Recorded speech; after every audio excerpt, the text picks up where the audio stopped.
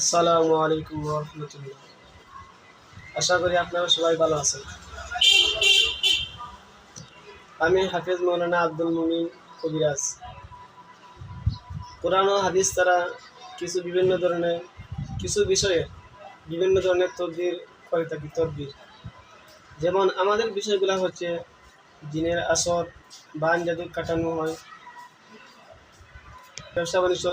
ব্যবসা বাণিজ্য নষ্ট, বিদেশে বাধা, সংসারে অশান্তি, বিভিন্ন ধরনের তদবির করা হয়। আর আমাদের এখানে কোরআন ও হাদিস ছাড়া কুফর ও শিরিক ছাড়া তদবির করা হয়। আমাদের